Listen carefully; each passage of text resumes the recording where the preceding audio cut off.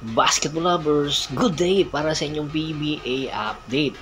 Kahapon sa video natin na ibinigay natin ang ating top 5 mock draft para sa paparating na PBA draft na kung saan gaganapin nga sa September 17. Ngayong video, pag-uusapan naman natin at ibibigay natin ang ating number 6 hanggang number 12 pick sa first round na kung saan ang ating number 6 pick para sa Phoenix Fuel Masters at ang atin ibibigay ay si Lawrence Domingo. Si Lawrence Domingo, isang 6'5 na power forward at po pwedeng makatulong ito sa lineup ngayon ng Phoenix Fuel Masters, lalong-lalo na kulang ngayon or kulang ang big man or ang Phoenix Fuel Masters ng isang big man na kung saan isa na itong veterano at malaki ang may tutulong ni Lawrence Domingo para sa Phoenix Fuel Masters para makipag-partner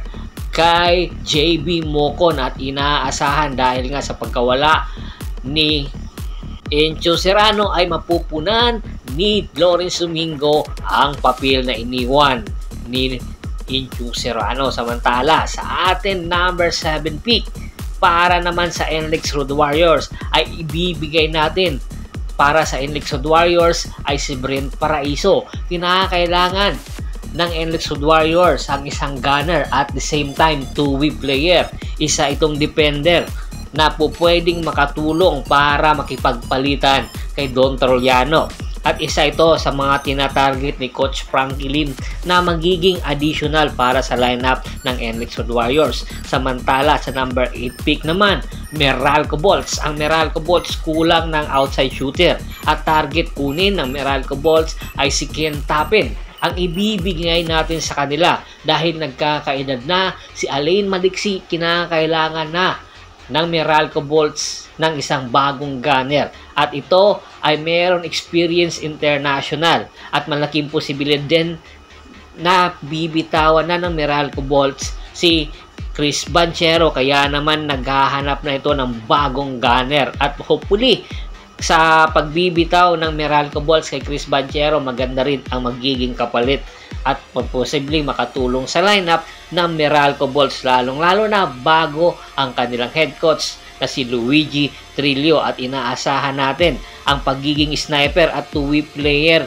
ni Ken Tapin. Malaki ang may tutulong sa lineup ng Meralco Bolts. Samantala sa number 9 pick ang ibibigay natin para sa Converge Fiber Xers isang big man dahil nga pinakawalan na ng Converge Fiber Xers si Abo Tratter. Kinakailangan ngayon ng Converge Fiber Xers ng isang big man at ang ibibigay natin ay si Skate Dato na meron 6'9 height, meron outside shooting, meron defending ability, may shot blocking ability. Malaking maitutulong nito sa lineup ng Converge Fiber Xers para mapalalim ang kanilang big man rotation dahil nga kinakailangan ng suporta ng kanilang import at kinakailangan ang kalidad ni Ken Tapin, rather ni Kate Dato para sa lineup ng Converge Fiber Xers. Ang ating number 10 pick ang ibibigay natin para sa Converge Fiber Xers pa rin ay si Richie Rivero.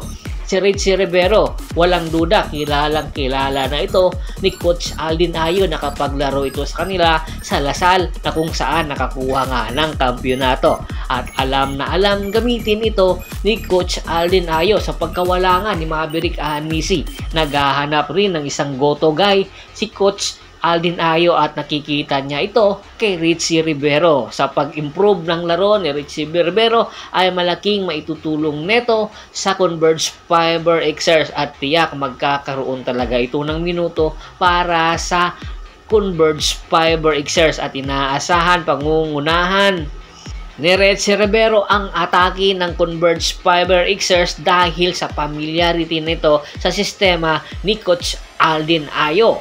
At ang atin number 11 pick para sa Northport Batang Pier.